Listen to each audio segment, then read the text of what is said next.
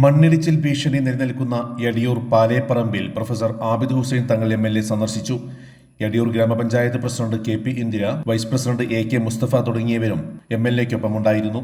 സ്ഥലത്തുണ്ടായിരുന്ന Tirur deputy tahsildar V Vinod Kumar, village officer Sunilkumar എന്നിവരുമായി സംസാരിച്ച് MLA നിലവിലെ സ്ഥിതിഗതികൾ വിലയിരുത്തി. തിരൂർ തഹസീൽദാർ, ജിയോളജി ജില്ലാ ഓഫീസർ എന്നിവരുമായി ഫോണിൽ ബന്ധപ്പെടുകയും ജനങ്ങളുടെ സുരക്ഷ ഉറപ്പാക്കുന്നതിന് അടിയന്തരമായി സ്വീകരിക്കേണ്ട തുടർ നടപടികൾ സംബന്ധിച്ച് സംസാരിക്കുകയും ചെയ്തു. ജിയോളജി വിഭാഗത്തിന്റെ നിർദ്ദേശപ്രകാരം വിള്ളൽ രൂപപ്പെട്ട സ്ഥലത്ത് ഇപ്പോൾ താൽക്കാലികമായി ഷീറ്റ് വിരിച്ചിരിക്കുകയാണ്. മഴയ്ക്ക് ശമനം വന്നതിന് ശേഷം മണ്ണ് നീക്കം ചെയ്യുന്നതിനുള്ള നടപടികളാണ് സ്വീകരിച്ചിട്ടുള്ളതെന്ന് ജില്ലാ ജിയോളജി ഓഫീസർ അറിയിച്ചു.